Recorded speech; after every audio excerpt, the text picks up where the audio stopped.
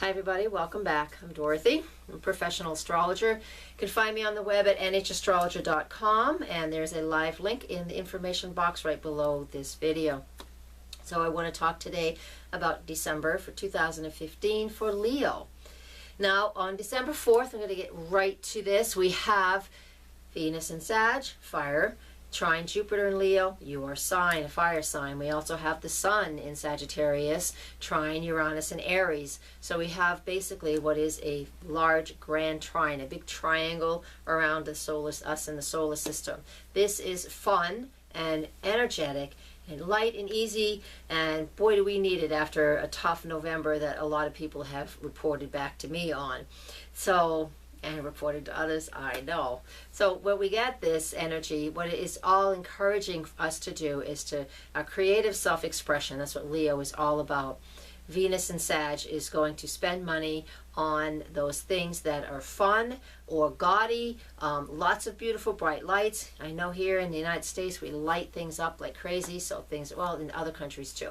We use lots of light because in the Northern Hemisphere it's dark this time of year, and we're bringing light to the world through our electricity and through Christmas and through Yule and all of those holidays that we celebrate in December. But the shopping is the main thing I want you to focus in on and be careful of. Don't overdo it. Or just go ahead and overdo it. That's what your credit cards, that's how we use our credit cards. That's not really what they're for, but that's how we use our credit cards. And you might do that. So have fun. Be careful not to overdo it. Well, there's a check-in later, so I'll get to that in shortly.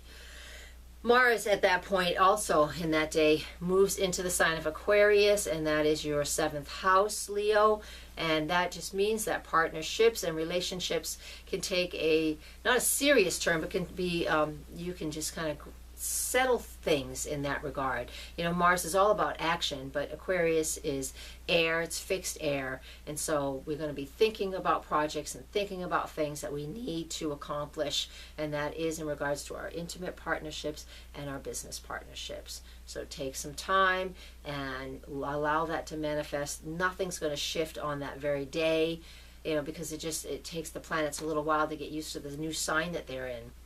So not much will happen on December 4th, but that is the day of the shift, that the Mars moves into Aquarius. And we get into our analytical mind a little bit more. And for you, it's in regards to partnerships. Next, on December 5th, Mercury is in Sagittarius. It trines Uranus in Aries. Now, you know, we've got the Sun and Mercury. They're kind of going neck and neck throughout this whole month. And we'll get to the rest of that too. But when Mercury trines Uranus in Aries, that is energy that we really might say things that we don't mean. We might open our mouth just a little too far, and just something will come out that we've been thinking but never intended to say. So be a little cautious of that. Now, another side of this too is travel and moving around and really going from place to place to place. And that energy can be highlighted too and heightened as well, which is pretty typical for when people are out doing their holiday shopping.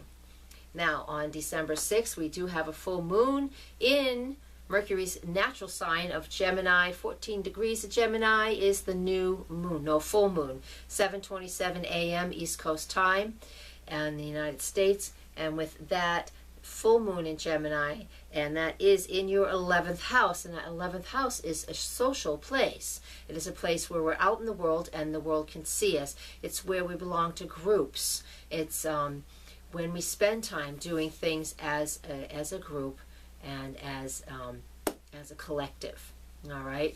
Now with the full moon there, what that basically says is it's going to illuminate something about that part of your chart, about that part of your life that you need to release and let go of. So be aware of what is causing you the most trouble or the most stress, or something you don't have time for anymore but you have committed to. Now is an opportunity to release that commitment and to let that go.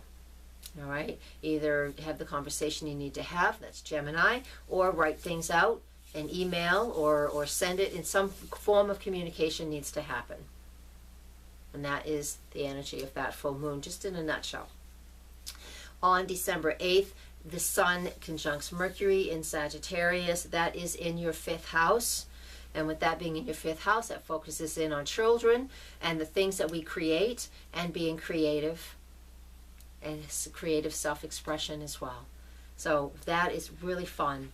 That's a great opportunity for you to just really vocalize what it is that you like to do, or physically create what it is that you like to do, or spend time with your children and help them create things to decorate the house, create things to give as gifts. That type of activity is what we're looking at with that Sun Mercury conjunct in your 5th house. Okay, so do that. It's a great learning experience as well.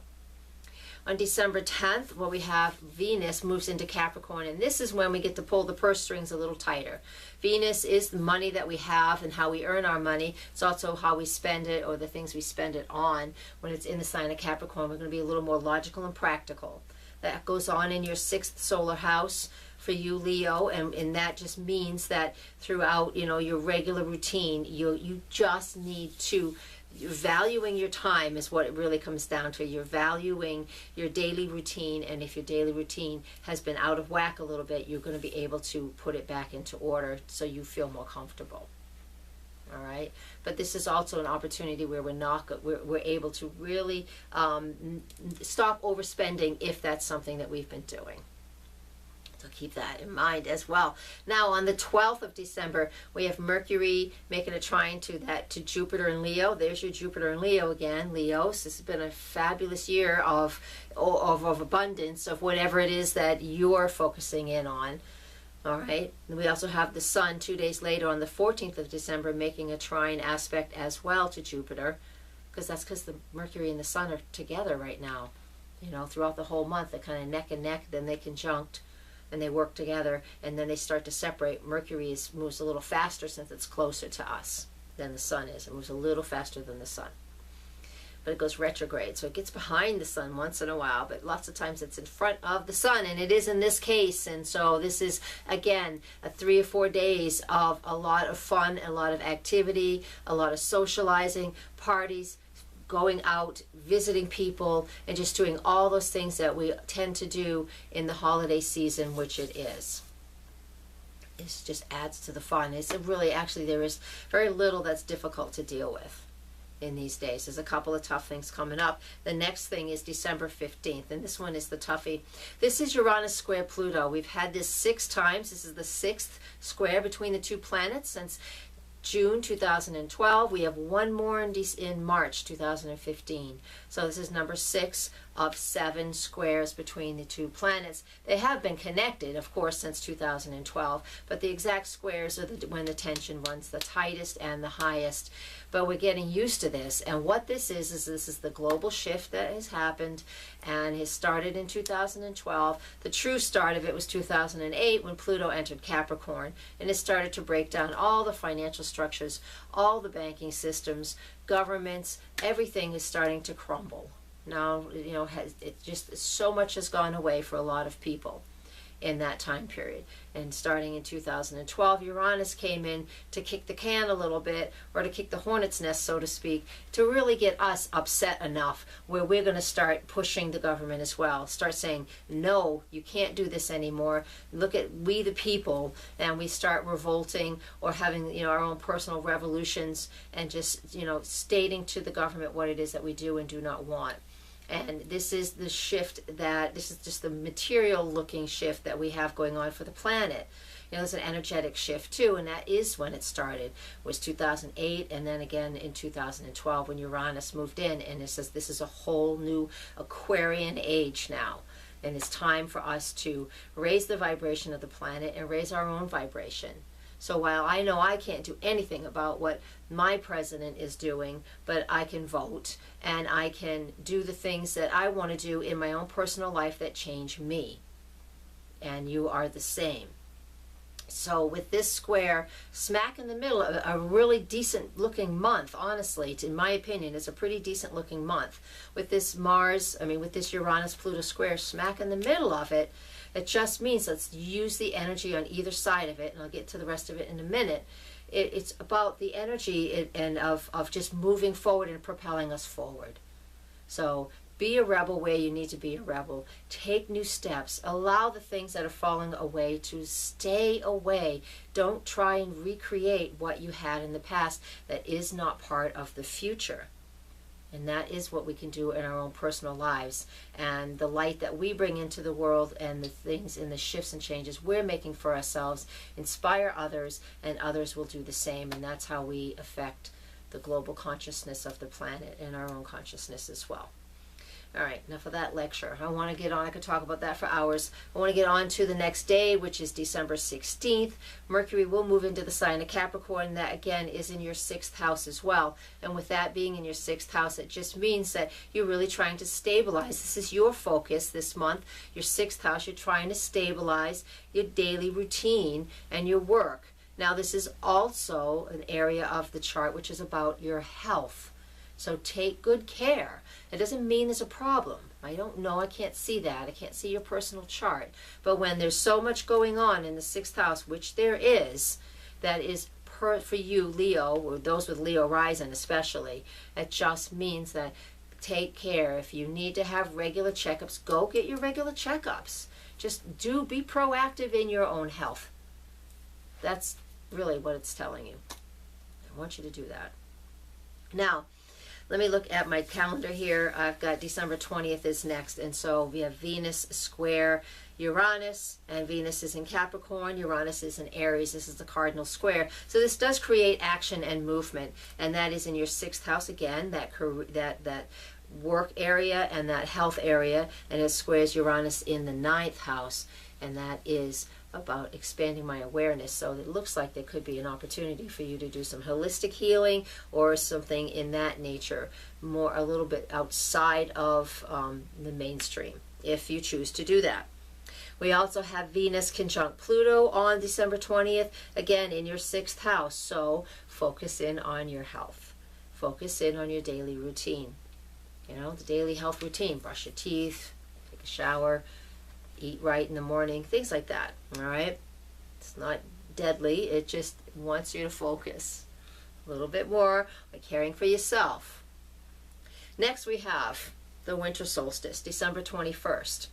So the sun moves into Capricorn at 6:03 p.m. The moon moves into Capricorn at 8:25, and then we have a new moon at 8:36 p.m. all Eastern time. So we have Yule, winter solstice, and a new moon on Yule. How cool on the winter solstice. That's a pretty decent thing. That is in your 6th house. We want you to start a new routine, a new way of taking care of yourself. Maybe you're going to do yoga. That's 6th house, which is Virgo's natural home. Yoga is an amazing thing for Virgos because the Virgo energy is all about bringing spirit to matter. And yoga is that. Yoga is breath work, physical work. It's bringing that prana in. And anyways, I don't want to get into it too much. But that is something that you might want to consider. Some breath work, some yoga, things like that. Find a new routine. That's what we want you to do with this new moon in Capricorn, for you who have Leo rising especially. And it's all in your 6th house. This new moon is in your 6th house. So you can create, and you can also solidify some new work. It's not necessarily the major career shift, but it's solidifying some new work as well. I want you to work with that. Then we have on the 25th, Christmas Day, Mercury will conjunct Pluto, yes, again, in your 6th house. If there is something important, this is Christmas Day, so in a generalizing, if there is something important that has to be discussed, there is something on your mind, you need to change something, then this, it might happen on this day. But the thing is, I want you to only do that and only have a really serious conversation with somebody if you can come at it from a place that you know there's a solution, because you're doing it from position of light, of love, of compassion. You need to focus on that. All right? Because if you're coming from a place of fear and you're trying to approach a major issue or a problem from a place of fear, it's only going to get worse. So do not have a conversation on that day. Now, just because I'm saying this to you doesn't mean other people around you know this. So it could be that somebody brings something up that you don't want to hear. Surround it again with as much light and love and compassion as you possibly can, and surround that person with it as well. So the situation and the person. And that is the best way to handle this. It is Christmas Day, but you know, some people could just be very sorrowful on that day just because they miss those that are no longer with us. And that is also a way that this energy can manifest. So Christmas is always a bittersweet day for a lot of people. Yule, Hanukkah, any of those holidays, they're always bittersweet for people who, you know, for families when you've lost someone throughout the year. And this says that, you know, it just brings that up. But I want to end on a really, really light note. So December 31st, the moon's in Taurus. So eat, drink, and be merry. Be responsible, but eat, drink, and be merry. And I just want to say from my heart and from the loving compassion that I carry within, I want to thank you very much for watching throughout the year. I've been on YouTube now for over 5 years, and it just continues to grow. And thank you very much, everybody. I could not be living my passion and working my passion, as this is my profession, and I would not be able to do it without you. Thank you very much, and with as much gratitude as I can say, thank you, I love you, blessed be, and namaste.